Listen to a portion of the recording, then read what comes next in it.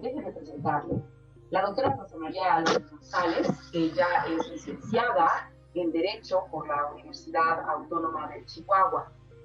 De hecho, es oriunda de allá, de la sierra. Ya platicaremos sobre eso unos minutos más. Tiene la especialidad en Derecho Civil por la Universidad de Nápoles en Italia y es doctora en Derecho por la Universidad Nacional a Distancia de España. Déjenme transmitir a ustedes un pequeño video que me permití hacer. Ustedes me dicen si se puede ver. ¿Alguien que me pueda decir si lo puede ver? Sí. Sí, se ve, Magdalena. Sí. Muy bien. Entonces, tenemos nuestra invitada especial, que es la doctora Rosa María Álvarez González, y ella integró el Consejo Nacional para Prevenir la Discriminación, entre los otros conocidos por sus siglas CONAPRED, porque fue miembro de la Asamblea Consultiva y de la Junta de Gobierno. Es cocoordinadora del Núcleo Multidisciplinario sobre el Derecho de las Mujeres a una Vida Libre de Violencia y es profesora del posgrado de la Facultad de Derecho de la UNAM. Es miembro del Sistema Nacional de Investigadores y coordinadora de ya 20 años o más del Diplomado Violencia Familiar y Derechos Humanos, que cada año se imparte en el Instituto de Investigaciones Jurídicas de la Universidad Nacional Autónoma de México. Investigadora de tiempo completo en el Instituto de Investigaciones Jurídicas de la UNAM. La hemos escuchado en múltiples conferencias y déjenme darles una primicia que la acabo de saber el día de hoy. Ella está siendo candidata propietaria a representar el Instituto de Investigaciones Jurídicas dentro de la Coordinación General de Humanidades. Enhorabuena, Rosy, si tú me dices si te apoyamos en la campaña, ¿verdad? O si hay alguna causal de nulidad que puedo apoyar políticamente también. Autora de innumerables trabajos sobre derecho de familia, derecho de mujeres, de niñas y niños y derechos humanos. Tiene diversas obras publicadas. Es co-coordinadora del área de Derecho Civil en el nuevo Diccionario Jurídico Mexicano y también del Diccionario Civil Federal. El libro La Memoria de las Olvidadas, Las Mujeres Asesinadas en Ciudad Juárez, y de la obra panorámica internacional del derecho de familia y de la obra se llama Panorama Internacional del Derecho de la Familia. Algo que nos convoca el día de hoy es precisamente sus antecedentes judiciales como juez ad hoc de la Corte Interamericana de Derechos Humanos en el caso González Banda y otras, mejor conocido como el campo algodonero contra México, del que platicaremos más adelante. Recientemente, la Comisión Nacional de Derechos Humanos y el Gobierno de México reconocieron su destacada labor en la promoción y defensa efectiva de los derechos humanos y la distinguieron con el Premio Nacional de Derechos Humanos. Déjenme referirles unas palabras que ella dijo y pronunció cuando le otorgaron ese galardón. Ella refiere que lo alcanzado hasta ahora para erradicar la violencia contra las mujeres, niñas y niños es un gran paso, pero ha sido arrancado casi a punta de manifestaciones y de reclamos porque las autoridades todavía no están dispuestas a ejecutar las normas jurídicas. Todos como sociedad tenemos la responsabilidad de hacer algo dentro de nuestras posibilidades. Tenemos entonces frente a nosotros en pantalla a la doctora Rosa María Álvarez González y me voy a permitir, por la anuencia de todos ustedes, empezar a hacer algunas preguntas. Rosy, tú me dirás en qué momento tú quisieras contestar. Yo quiero partir de la premisa de dividir tu participación en dos momentos. El primero, un encuentro con la persona, con el lado humano, con la mujer afable, con ese excelente don de gente que te caracteriza, Rosy. Es decir, quienes te conocemos, Rosy, sabemos perfectamente tu gran calidad como ser humano. Así es que esa es la parte que me encantaría que todos también la descubrieran, aunque fuere unos minutos de la plática que tengamos con Rosy. Y también, obviamente, pues, la parte profesional, conocer las cuestiones técnicas y la injerencia que ella tuvo dentro de su experiencia en la agricultura internacional para el caso concreto del caso del campo algodonero.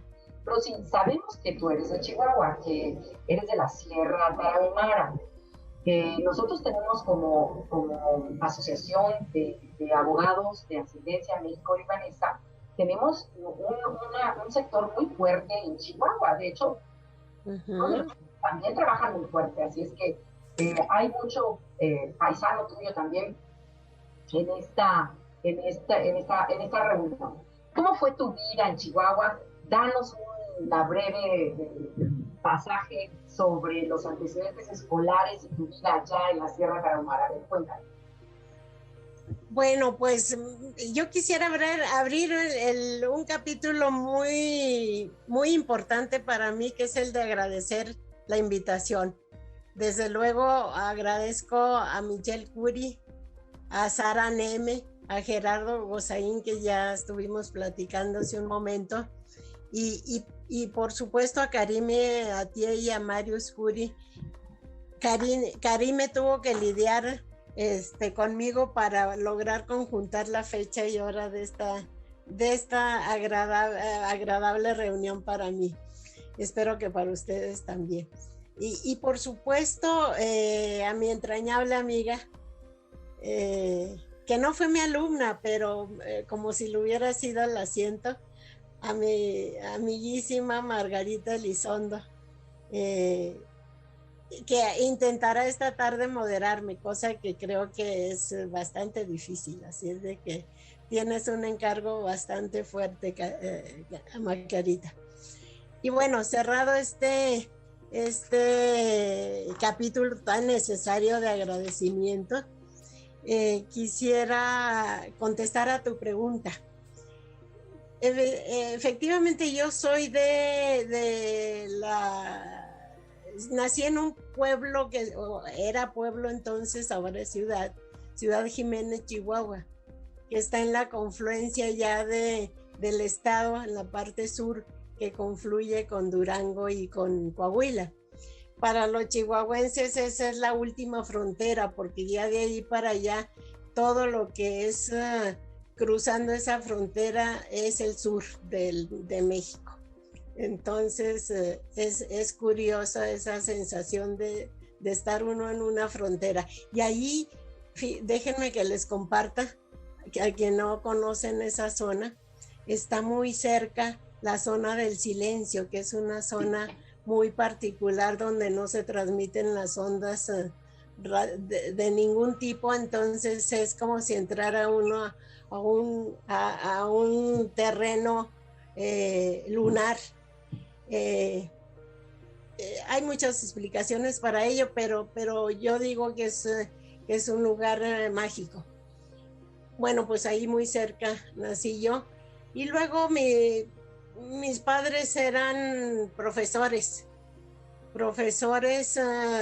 Mi papá había tenido la formación de profesor y mi mamá era profesora por vocación, porque nunca estudió la carrera, pero fue llamada a sumarse a las huestes magisteriales en la sierra, precisamente tomando en cuenta que ella era de esa zona y que estaba en esa zona, como sigue desafortunadamente también olvidada de Dios. Y se armaron grupos de maestros que iban a alfabetizar a los niños tarahumaras y niñas, niñas casi no había, fíjense, eran niños más bien los que acudían a las escuelas. Y ahí mis padres ejercieron sus labores y yo quizá eso me transmitieron ese gusto a la enseñanza porque pues los vi en el ejemplo de ellos. Y realmente para mí fueron ejemplo de lo que es compartir con una sociedad, compartir con... Ya, sí. No, sí te escuchamos, Rosy. Bueno, compartir ese deseo de mejoramiento de un grupo y de la sociedad misma, por supuesto. ¿Y qué fue lo que detonó en ti ese interés por la defensa, en específico la defensa de género o el combate a la violencia de género? Bueno, fue un largo proceso, déjenme que les diga, porque la formación que se daba en ese entonces y que actualmente pues ha cambiado un poco, era de que se tenía uno que aprender la ley, porque en la ley se cifraban todas las esperanzas de lograr una sociedad justa. Y realmente yo a lo largo de mi vida hice la carrera en la Universidad de Chihuahua y me vine junto con mi esposo en esa época a hacer el doctorado a la Ciudad de México. Llegamos apenas recién graduados y nos inscribimos en el doctorado de la Ciudad de México. Él lo logró con una beca en Italia, y que yo también compartí otra beca en Italia, pero yo no logré hacer el doctorado porque ya para esa época tenía un niño que cuidar. Entonces, ese es uno de los obstáculos que las mujeres generalmente tenemos que asumir. Si tenemos un hijo, es nuestra responsabilidad cuidarlo. También del varón, pero ellos son más laxos en este aspecto de presencia permanente con los hijos. Veniste a México y ya estando en México, entonces entraste directamente al Instituto de Investigaciones Jurídicas. Ya estando en México, fuimos de beca a Italia. Uh-huh. Yo hice el curso de Derecho Familiar porque siempre me atrajo la materia familiar. Y cuando regresamos de la beca, que yo no obtuve el grado, por supuesto, entré al Instituto de Investigaciones Jurídicas. Entonces mi esposo ingresó como investigador, y en cambio a mí me ofreció el maestro Fix Zamudio, a quien le tengo un gran reconocimiento, me ofreció lo que podía ofrecerme, que era un contrato de técnica académica. Entonces pues yo lo acepté con mucho gusto, agradecida por su ofrecimiento, y allí fui trepando, alcanzando esas otras metas hasta lograr ser investigadora también. ¿Y cómo surgió la idea en ti de hacer ese diplomado que hasta la fecha no lo has dejado de 20 años estamos iniciando, lo iniciamos en marzo, y en este marzo iniciamos la 20ª versión del diplomado de violencia familiar.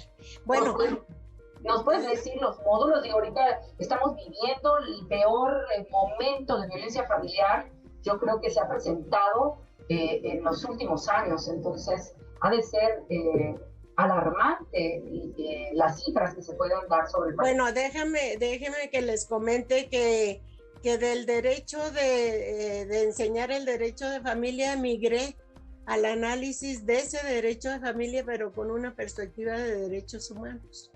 Y entonces ahí di mi clase con esa perspectiva y todo iba muy bien, pero sucedió que en 1993 se inició un fenómeno que realmente cimbró al entorno mismo de México, porque se empezaron a descubrir asesinatos de mujeres en Ciudad Juárez. Entonces, claro, como yo soy de allá, entonces me interesé mucho y cada vez que podía iba allá a que me explicaran qué estaba pasando y por qué seguía el fenómeno dándose sin que sucediera nada para evitarlo. Esto nos permite vincularnos a la parte profesional tuya, es decir, cómo fue que esa académica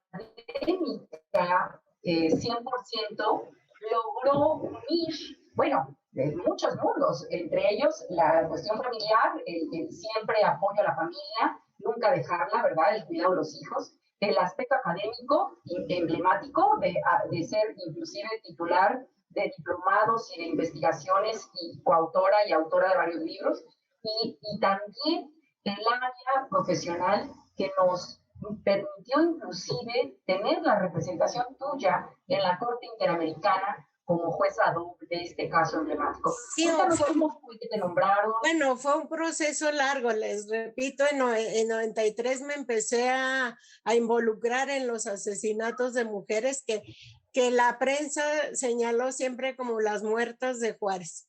Y yo siempre me opuse a que se usara esa denominación, porque la muerte es un proceso natural que sufrimos entrecomillado todas las personas, pero un asesinato es un proceso en el que debe iniciarse todo un seguimiento y que debe terminar justamente cuando se le aplica todo el rigor de la ley a quien cometió ese asesinato. Entonces no son las muertas de Juárez, son las mujeres asesinadas en Juárez, y lo que es una vergüenza es que hasta la fecha no sepamos exactamente cuántas mujeres desaparecieron en esa etapa, cuántas mujeres, bueno, sabemos cuántas aparecieron sus cadáveres con signos gravísimos de tortura sexual, por supuesto, y, y la sociedad estaba, pues si no impasible, pues como que no reaccionaba ante el horror que significaba estar la desaparición de esas mujeres. Algunas ONGs llegaron a decir que habían sido 300, otras 400 y otras más hablaban de miles de mujeres. Pero la realidad es que nadie sabe cuál es el número exacto, y ya ni lo sabremos, pienso yo, porque eso ya no se puede a distancia en tantos años. Estoy hablando de a partir de 93. Entonces ya no habría nada que hacer. Posteriormente tuve la oportunidad de participar en bueno, no búsqueda de mujeres, pero me involucré precisamente por ser de por allá en el fenómeno que se estaba dando y que yo no entendía.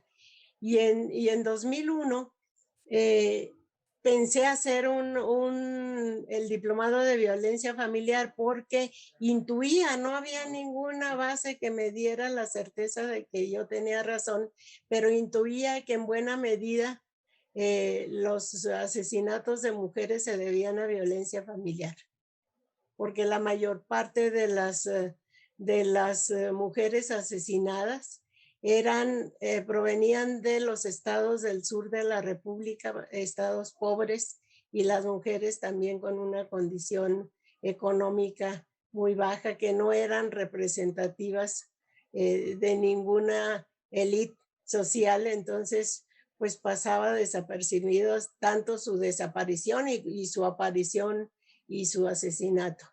De manera que era algo terrible, y la indiferencia de la sociedad en general, a mí siempre me llamó la atención y pensé que debía involucrarme en eso para poder hacer desde mi trincherita, poder hacer algo.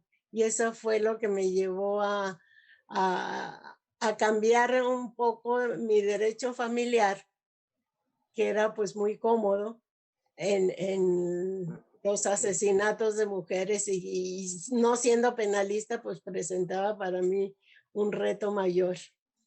Y así transcurrieron los años y se abrió una convocatoria para elegir, porque la Secretaría de Relaciones Exteriores quería hacer democrática la elección de una jueza ad hoc, porque iba a sustituir a mi querido amigo Sergio García Ramírez, que era juez de la Corte, pero él se inhibió de participar en ese caso en particular. Y entré, no diría en su relevo, pero dado que él había denegado conocer del caso. Y la Secretaría de Relaciones Exteriores abrió una convocatoria muy amplia. Hubo muchísimas personas registradas para entrar como jueces o juezas.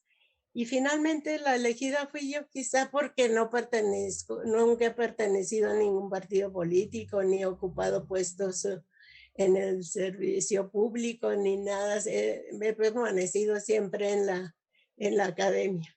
Y la primera sorprendida de esta denominación fui yo, se los puedo asegurar, y tendrán que creerme porque así fue. La primera sorprendida fui yo. Y aquí siento que los astros se alinearon, porque por primera vez en la Corte hubo 4 mujeres. La presidenta, que era Cecilia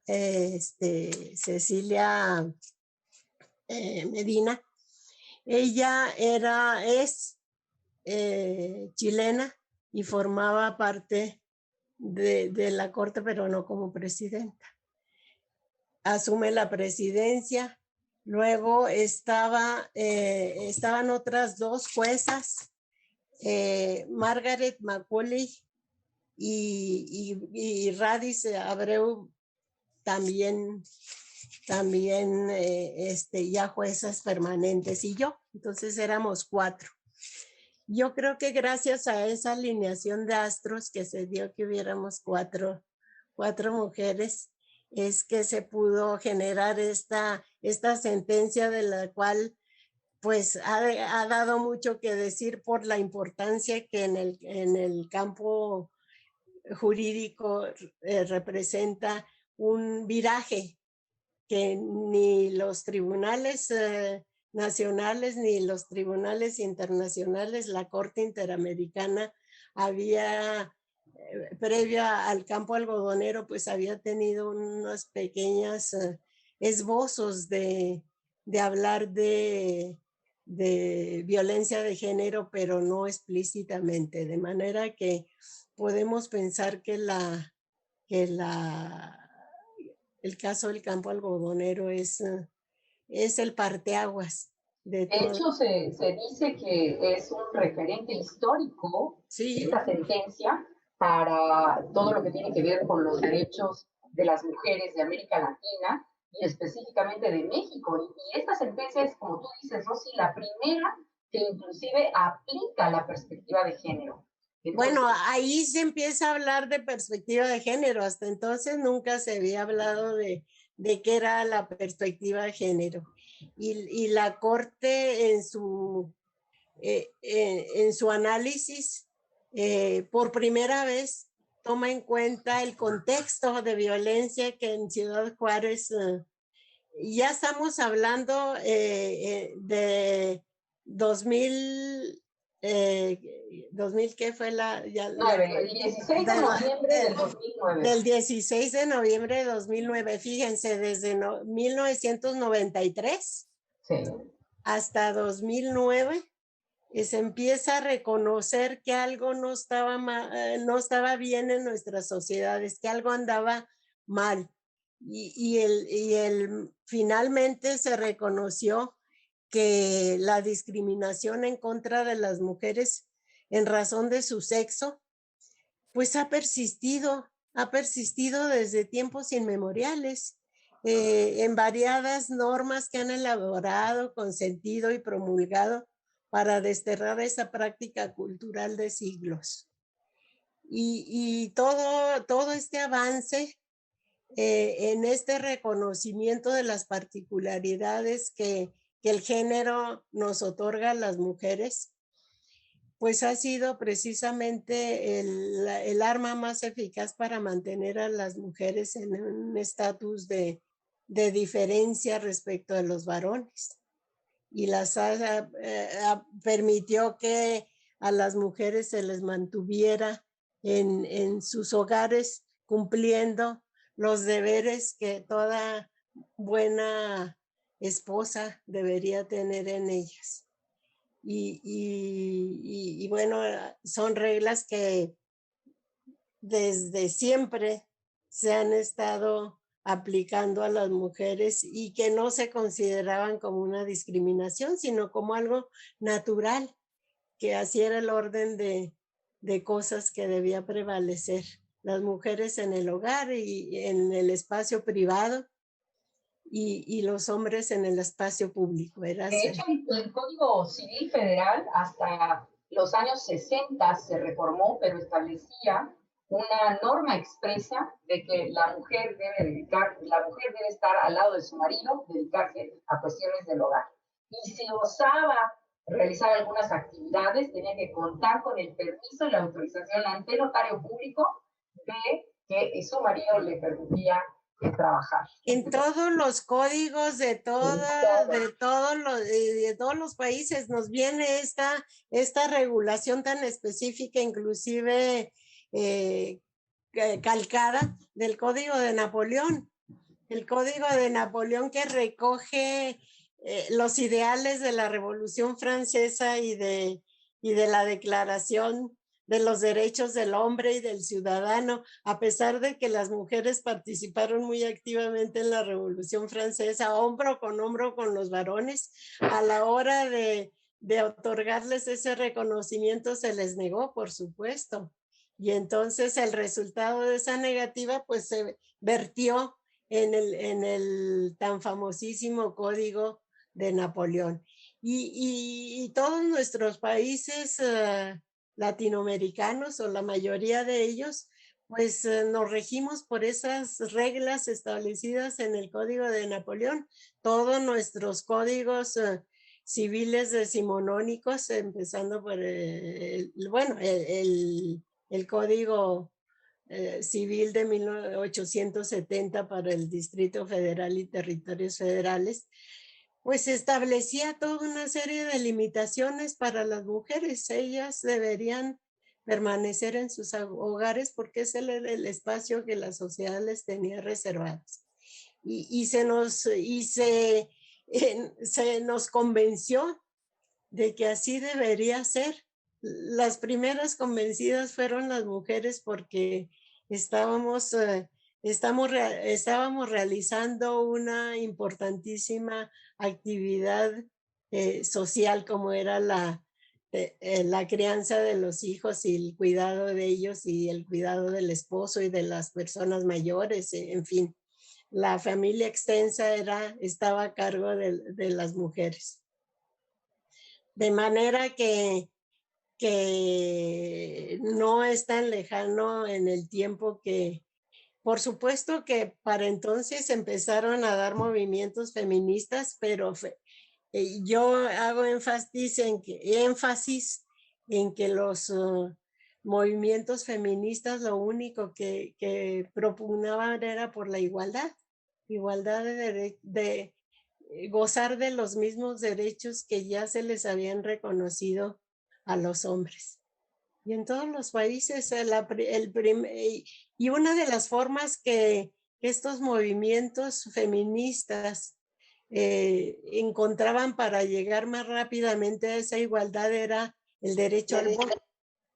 Entonces el derecho al voto fue largamente, largamente perseguidos por esos grupos y obviamente cuando en finales del siglo XIX que se empezaron a dar el reconocimiento, el voto a las mujeres todos los países, pues se dieron cuenta de que el voto no era suficiente, que tenían que cambiar la cultura social que veníamos arrastrando desde esos tiempos inmemoriales y que se requerían más acciones más directas para lograr esa igualdad.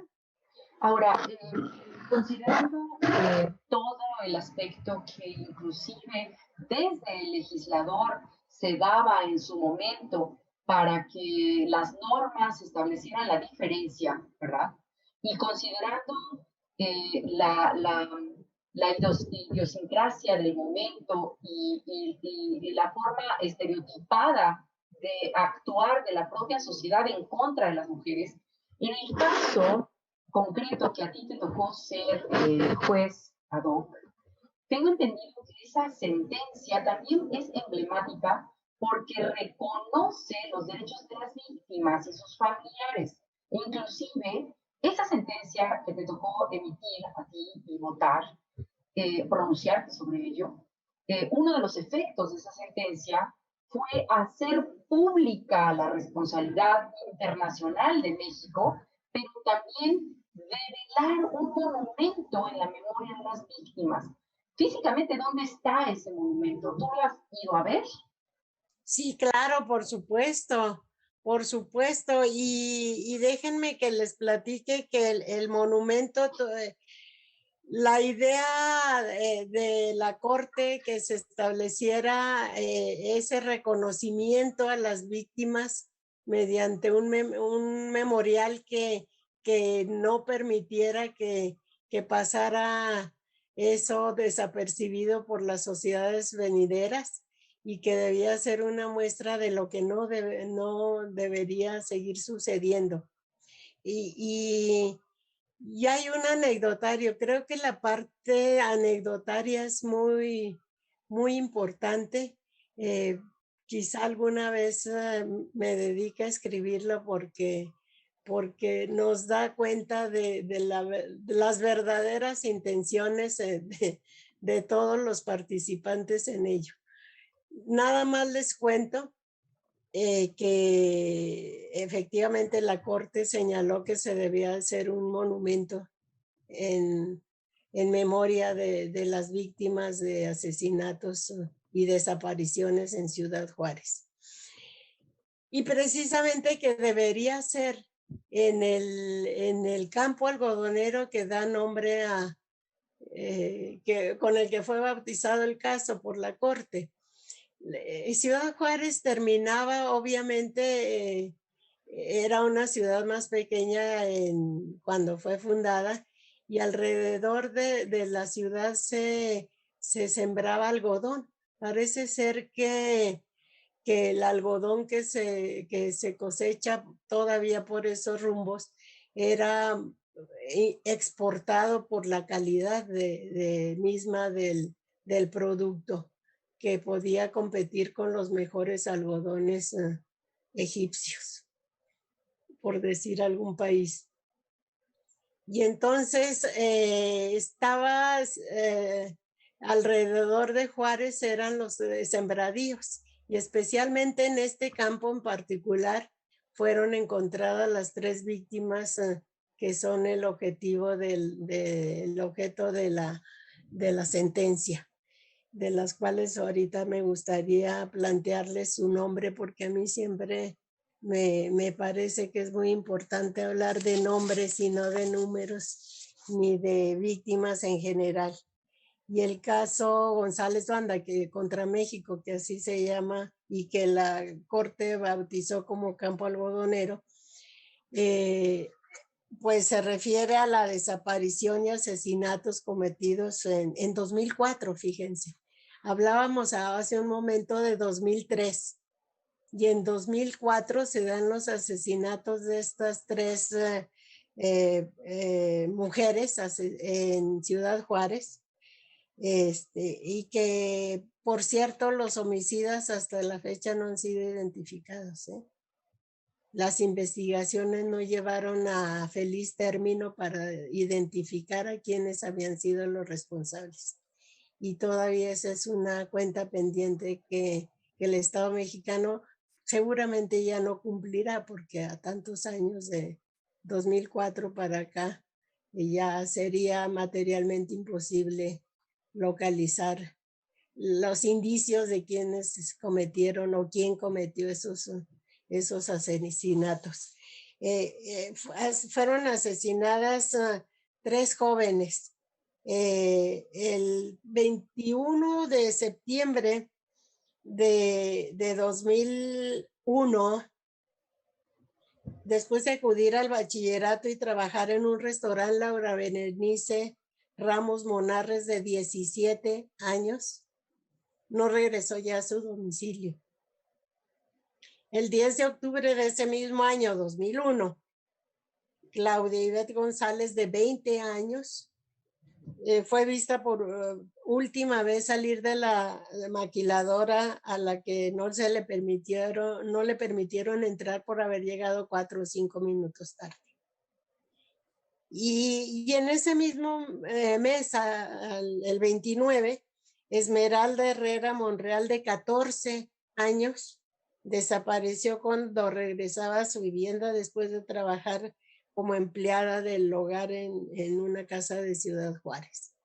O sea que en realidad dos de las víctimas de estos feminicidios eran menores de edad. Y ahí tenía muchos elementos el Estado mexicano para haber aplicado tanto la legislación referente a menores que está en la Convención sobre los Derechos del Niño, y que el Estado mexicano había firmado, por supuesto, y comprometido a su cumplimiento estricto. Por supuesto que ahí también falló. Otra falla más del Estado mexicano en el compromiso que asume y asumió en su momento con la firma de tratados internacionales de derechos humanos. Oye, Rosy, a partir de esa sentencia a nuestros días, estamos hablando ya de 12 años, ¿cómo consideras que se ha reforzado en su caso, se ha avanzado tanto en cuestiones legislativas como en el comportamiento social? Es decir, ¿tú cómo ves nuestro México en los albores de este primer cuarto del siglo XXI referente a la violencia de género, y a partir de esa sentencia que dejó huella a nivel internacional? Pues lamentablemente creo que la violencia contra las mujeres que se vio que se ejercía concretamente en la ciudad de Juárez, pues ahora está extendida a todos los estados de la República. Ya casi no hay ningún estado que se salve de esta de esta pandemia de violencia contra las mujeres. Se dice que se asesinan 10 mujeres al día en nuestro México. ¿Y tú crees que se haya, ahora que estamos metidos en esta emergencia sanitaria, se haya recrudecido? Por supuesto, porque les comentaba que en el caso de las mujeres asesinadas en Ciudad Juárez, cuando llegó a la Procuraduría del Estado una mujer que fue Patricia González como procuradora, que todo el mundo se burló, que cómo era posible que llegara a ser procuradora en ese momento tan crucial que se tenía con asesinatos de mujeres y el narcotráfico en todo su esplendor. ¿Cómo era posible que una mujer pretendiera llevar a cabo sus funciones adecuadamente. Pero Patricia González resultó ser una mujer muy comprometida y una de las primeras cosas que hizo cuando asumió la Procuraduría fue analizar todos los expedientes que tenía la Procuraduría en relación a las mujeres asesinadas antes de su llegada. Y el 80% de los expedientes que ella investigó podía encontrarse que la causa de esos asesinatos había sido la violencia familiar. Por eso yo hablo siempre de que la violencia familiar es el detonador, vaya, de la violencia que socialmente también se ejerce contra las mujeres. Ahí están las pruebas. Patricia puso en evidencia de que el 80% de los expedientes a que tuvo acceso eran por violencia familiar. Oye, Rosy, y para concluir, y regresando al mismo punto de partida desde la perspectiva meramente personal tuya, ¿qué satisfacción te dejó el haber formado parte de este triunvirato de juezas mujeres a nivel internacional y de ese gusto y esa pasión que tienes por el tema del derecho familiar y verterlo en una sentencia que tiene un impacto histórico? Obviamente es sumamente satisfactorio, pero nos gustaría escucharlo de ti y cómo tu familia, tus amigos, tu alrededor, tu entorno, te recibió después el dictado de esta sentencia. Bueno, cuando regresé de Chile, porque ahí fue donde, aquí hay una cosa que también algún día investigaré si tengo fundamento para decirlo, pero la sede de la Corte Internacional está en Costa Rica, ¿no? Costa Rica. Y entonces, lógicamente, ahí debieron haberse hecho las dos sesiones. Sí. Mira, ya ni digas, porque entonces estaríamos hablando de incompetencia por razón de territorio, ¿o qué pasó ahí? No se puede. La Corte Entonces, ¿cuál es tu duda? puede hacerlo. Pero se hizo en Santiago de Chile, bueno, primero porque la presidenta Medina es chilena, y segundo, creo yo, la intención no dicha y oculta y que yo sospecho, nada más tómenlo como como una sospecha, porque a mí me gustan mucho las novelas de Agatha Christie, entonces encontré esa posibilidad de sacarle jugo al asunto. Y creo yo que ya había muchas ONGs que estaban apartando boletos para ir a Costa Rica y presentarse y ser testigos de las sesiones. Y resulta que la cambian a Santiago de Chile y pues allá económicamente muchas no pudieron asistir, que se estuvo llena la sala permanentemente, pero ya no en la cantidad en que al menos yo sospechaba que iban a llegar a Costa Rica. Pero bueno, esa es una locura. ¿Y a ti te consta, Rosy, el procedimiento de ejecución de sentencia? ¿Cómo se cumple? O sea, tú estás diciendo no se ha cumplido, pero ¿cómo puede estar abierto el expediente tantos años? O sea, se dictó la sentencia, pero a nivel internacional debe haber un informe de cumplimiento de sentencia. Claro, la Corte estableció los plazos para presentar esos informes y pues los informes han sido en el sentido de que pues al no hacer adecuadamente, no cumplir sus obligaciones las autoridades investigadoras, pues no se avanzó en los casos. Se detuvieron, hubo detenciones de presuntos responsables, inclusive hay una triste historia de un señor de origen egipcio y de nacionalidad norteamericana, vecindado en El Paso, que es la la confluencia de Ciudad Juárez del otro lado de la frontera. Él vivía ahí, un ingeniero químico, y entonces le encontraron las autoridades indagatorias de México que él era un sospechoso de haber cometido muchos de los asesinatos de mujeres. Y lo detuvieron y estuvo en la cárcel muchísimo tiempo sin que le lograran fincar efectivamente o comprobar su responsabilidad, porque es de veras, llevado a la anécdota, es muy triste, porque se decía que les cuestionaba la sociedad o las ONGs que andaban muy interesadas en el asunto, que cómo era posible que el egipcio estuviera en la cárcel y se siguieran dando los asesinatos de mujeres. Entonces se les ocurrió la brillante idea a las autoridades que quizá era que desde la cárcel financiaba a otros que siguieran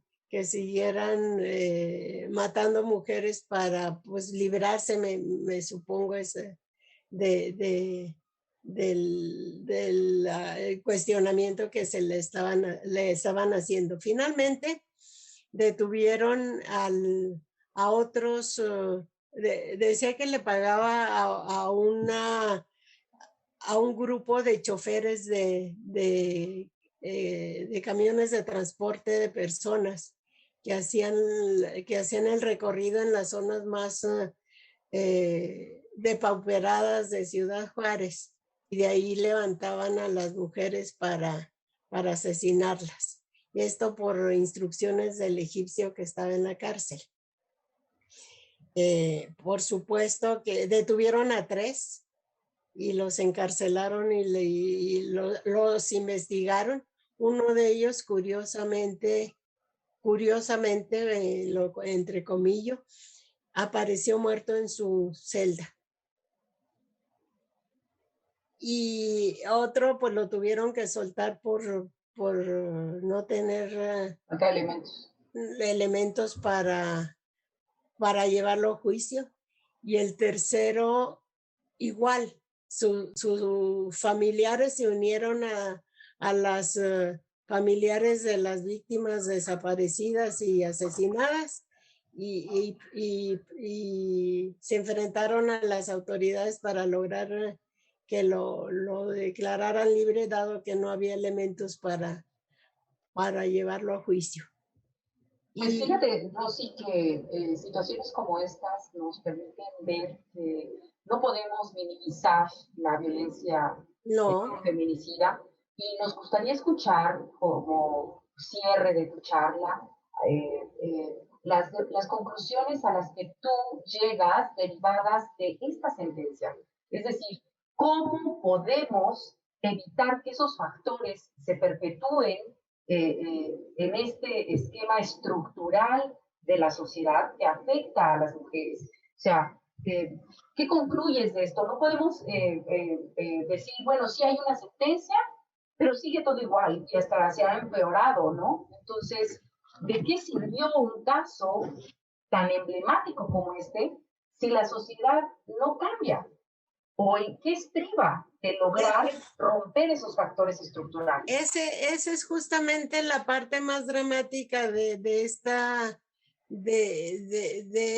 del análisis de estos casos y de la sentencia misma, que el feminicidio sigue vigente ahí. Ahora ya nada más, ya les repito, ya no solamente en Ciudad Juárez, sino en todo el territorio, lo cual quiere decir que la legislación que a partir de los años 90 se generó internacionalmente, y la legislación que ya en el siglo 2000 se promulgó para la ley, se promulgó la ley para de protección a las mujeres en casos de violencia, y se promulgaron en en todos los estados de la República leyes similares que intentaron acabar con esa violencia contra las mujeres, pero es una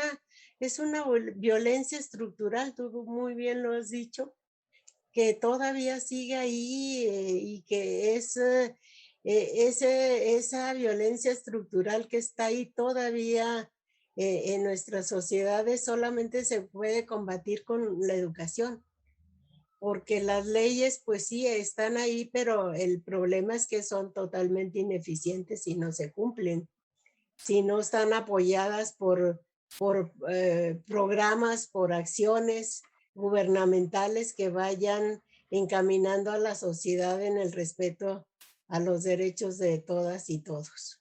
Pues hemos visto, y de veras te agradecemos, Rosy, que nos hayas sensibilizado, hemos apreciado a través de la pantalla, ¿verdad? Cómo te apasionan estos temas en cuanto a defenderlos, a combatirlos. Y qué mejor que el destino te haya dado la oportunidad, tanto desde la academia como desde la judicatura a nivel internacional, el posicionar grandes elementos que permitieran visibilizar el hecho de la violencia y del feminicidio y que se lograran sentencias emblemáticas como esta. Pero perdón que te interrumpa, pero es muy frustrante. Es muy frustrante sí. Para mí ver transcurrir los años y que las cosas sigan exactamente iguales, bajo el mito de que teniendo leyes apropiadas ya automáticamente la sociedad va a cambiar. Y ese es un mito, porque si no se dan las condiciones sociales para que esa sociedad patriarcal y misógina se comporte como debe serlo, pues las cosas no van a cambiar. Pues esperemos en verdad que situaciones que hemos vivido como una siguiente generación a quienes nos precedieron, nos precedieron en cuanto a que tenían el yugo hasta de la norma misma de que no podían hacer otra cosa más que dedicarse al hogar. Ahora que nos da la oportunidad la realidad en la que nos encontramos ahora, en donde ya contamos con mujeres con niveles altos de estudios universitarios, mujeres que han participado a nivel social en integrando órganos colegiados y de autoridad. Obviamente falta todavía un camino fuerte por empoderar y de hacer el desarrollo vinculado a la presencia de las mujeres en todos los órganos y en las empresas inclusive. Hemos puesto nuestro grano de arena. El mejor ejemplo es ese. Creo que paulatinamente es muy lento, es un camino azaroso, bastante lento, pero creo que en lo personal ha habido una evolución que nos permite posicionar a la mujer ahorita, hoy día, en una situación distinta a la que tenía hace 50 años. Sí. Que no pasen otros 50 años para que podamos decir que ya está la igualdad sustantiva, ¿no? Pero bueno. Rosy, algunas últimas palabras que quisieras dedicar a a quienes nos están escuchando y a los organizadores del evento, al Centro Libanés, al presidente, a Michelle, y sobre todo que nos des la oportunidad de que ellos también puedan, después de ti, emitir unas palabras. Bueno, me emociona mucho estar aquí, de verdad, porque creo que el hecho de ya solo de que me hayan invitado, pues me llena de orgullo, y yo siempre he pensado que todos y todas podemos desde nuestra trinchera grande, nuestra trincherita, hacer algo porque la sociedad cambie. Esa es una idea que les he permanentemente transmitido a mis alumnos, que todos como granitos de arena en una playa podemos transformar una realidad que nos lastima como sociedad. Bien. Los agradecidos somos nosotros, Rosy, que la Comisión Nacional de Derechos Humanos y el Estado mexicano haya otorgado ese alto galardón de distinción, de prodefensa de los derechos humanos y de las cuestiones de género, que ese galardón haya caído en ti, que nos hayan dado la oportunidad de convivir, de coincidir en tiempo y espacio el día de hoy contigo, y que nos distingas con tu amistad. De verdad, muchas gracias, Rosy. Gracias, de verdad. Déjame cederle el uso de la palabra a la presidenta de la Asociación Almarat. Ella es la licenciada Sara Name. Ella es licenciada en administración, tiene la maestría y docencia y la especialidad en mercadotecnia por la Universidad La Salle. Y esta asociación Almarat es una asociación de mujeres emprendedoras, fíjate, Rosy, que todas ellas tienen ascendencia libanesa y tiene como finalidad empoderar a las mujeres tanto en su persona como en su negocio como emprendedoras. Así es que le cedo el uso de la voz a la licenciada Sara. Muchas gracias, buenas tardes a todos. Pues, doctora Rosy, te voy a decir Rosy porque soy muy... Sí, por favor. Soy Sara, a tus órdenes. Te agradecemos muchísimo que estés en esta plática apoyando a las mujeres como siempre con esa trayectoria tan importante que nos está ayudando a crecer como mujeres, ayudando a ser partes de una sociedad que estamos muchas recluidas, que no sabemos cómo salir, pero que este granito de arena que dijiste que en la playa está, lo ponemos todos los que estamos, vamos a salir con lleno de granitos en la playa. Entonces, eso nos da una esperanza, nos da una luz al final del camino, donde que la igualdad para hombres y mujeres se dé, sea partícipe de todo en todas las empresas, en la sociedad misma, y que triunfemos como mujeres y como personas. Y como lo escribí en unas palabras que le mandé a Cari, que le dije, mira, si somos mujeres, nos dedicamos a empoderarlas de una manera pacífica, pero de una manera trabajadora y de crecimiento personal. Pero si al lado siempre vamos a tener unos hombres, hagamos un buen equipo para salir adelante triunfadoras. Gracias de verdad por esta plática que nos ha servido muchísimo. Felicidades y muchas gracias. Gracias. Y esto hará que se disminuya la violencia y que estemos mejor todos en un gran equipo. Muchísimas gracias. Claro que sí, muchas gracias por esas palabras tan alentadoras. Pues gracias, Aris, y gracias, Rosy. Déjenme cederle el uso de la voz a nuestro presidente del Centro Libanés, a Michel Khoury, que es importante las palabras que va a pronunciar y el reconocimiento que tiene para nuestra invitada y homenajeada el día de hoy. Michel, es todo tu micrófono. Muchas gracias, Macarita. Apreciable doctora Rosa María Álvarez González, ganadora del Premio Nacional de Derechos Humanos 2020. Muy querido presidente de la Asociación Jurídica Mexicano-Libanesa, Al-Muhami, Gerardo Gozaín. Presidenta de la Asociación de Mujeres Emprendedoras de Ascendencia Libanesa, Almarat, Sara Name. Queridísimos compañeros de consejo, directores de comités de trabajo, presidentes de las diversas asociaciones libanesas, damas y caballeros, amigas y amigos. Basta ya de minutos de miedo, de humillación, de dolor, de silencio. Tenemos derecho a que todos los minutos sean de libertad, de felicidad, de amor, de vida. Frase de la campaña Ni Una Menos. Feminicidio. ¿Cuántas veces hemos escuchado esta palabra? No es nueva. Surgió alrededor de los años 70. Define un acto violento en contra de las mujeres por el solo hecho de ser mujeres. Termina con sus vidas y representa una de las más graves y toleradas violaciones a los derechos humanos en el mundo entero. El feminicidio es parte de la violencia de género que sufren las mujeres, pero va más allá del acto homicida. Atraviesa todas las estructuras sociales, políticas, culturales y económicas, llegando incluso a las instituciones encargadas de velar por la seguridad de toda la población, incluidas las mujeres, instituciones que han perdido la capacidad de resolver las cuestiones por las que fueron creadas y revictimizan a quienes buscando justicia se acercan, ya sea las propias víctimas, o sus familias. Cada vez hay mayor conciencia social, pues los feminicidios en todo el mundo se han presentado desde hace tiempo, solo que es hasta las últimas décadas que hemos puesto atención en todo el mundo. Ningún país, nivel socioeconómico, está libre de ellos.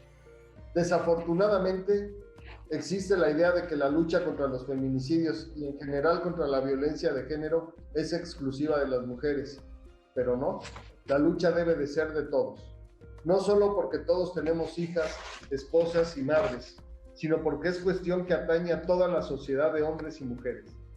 De un tiempo a la fecha, se ha reconocido la violencia de género que con raíces multifactoriales ha afectado a nuestro país. Hoy, afortunadamente, se reconoce la violencia contra niñas y mujeres, la impunidad tanto en la violencia contra ellas como en los feminicidios, la discriminación, las omisiones y la revictimización de las mujeres. Los feminicidios no empezaron ahora o hace un par de años.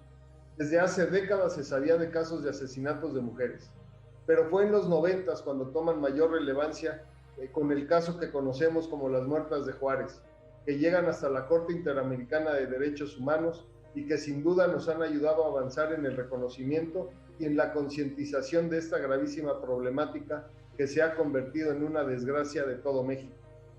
Afortunadamente, siempre han existido quienes alzan la voz y por quienes no pudieron hacerlo, quienes claman justicia y quienes emprenden la batalla contra la impunidad, tal y como lo hizo hoy quien nos acompaña, una mujer comprometida con su tiempo, con la justicia y con la lucha contra la violencia de género, a quien respetamos y admiramos por su gran labor y valentía. Hoy hacemos un merecido reconocimiento al trabajo de una mujer destacada. Doctora Rosa María Álvarez, es para mí un honor entregarle este reconocimiento a nombre del Consejo Directivo del Centro Libanés por su excepcional trabajo en favor de los derechos humanos. Muchas felicidades.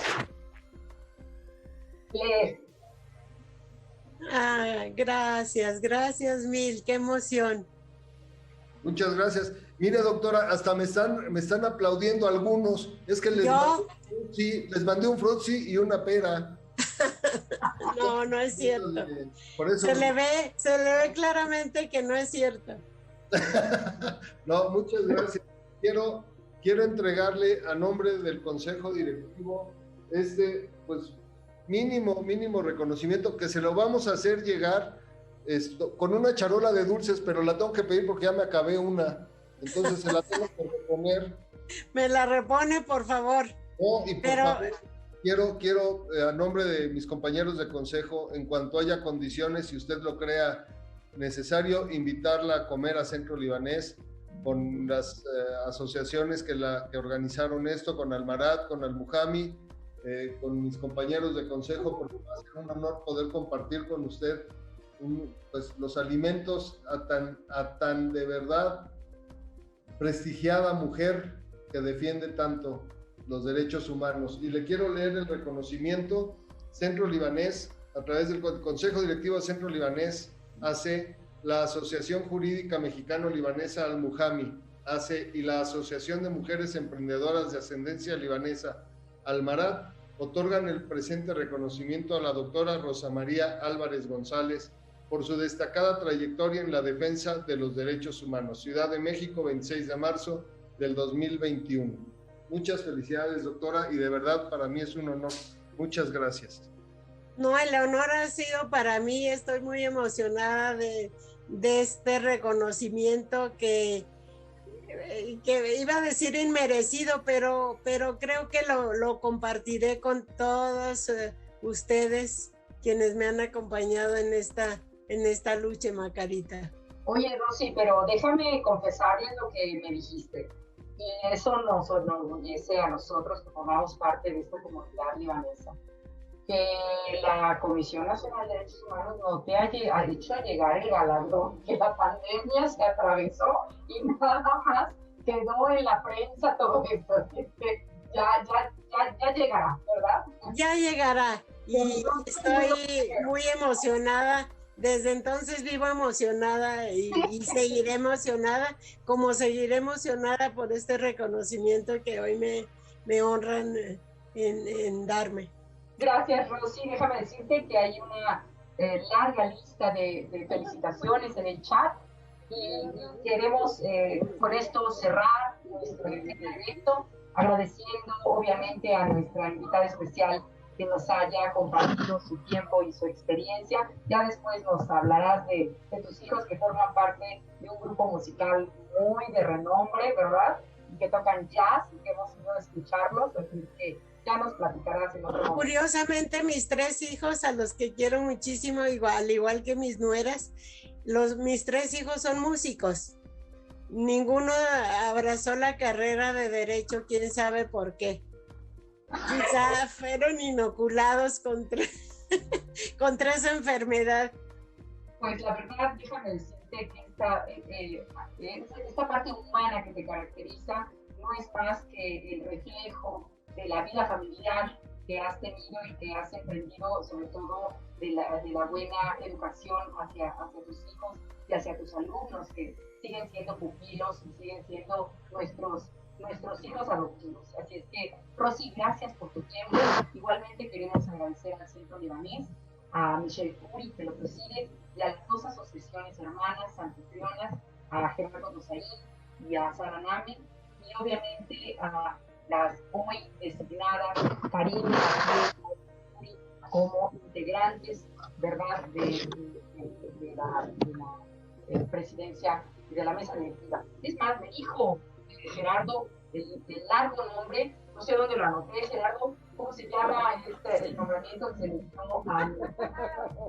¿Cómo se llama? Yo lo digo, permítanme que yo lo digo, consejeras invitadas del Consejo Directivo del Centro Libanés. Exacto. Bravo, Rosy, muy bien, muy bien. Ya eres de casa, gracias. Gracias, muy bien. Me escribí en el chat y yo lo olvidé. No me quites, por favor. Gracias, Rosy, gracias. Esa sorpresa que acabo de dar con mis conocimientos. Muy bien, te agradecemos. Muchas gracias. Con esto termina nuestro evento. Gracias a todos. Gracias a todas. Gracias. Gracias, Macarita. Gracias, Muchas gracias por la invitación. Gracias, que estén muy bien. Bye.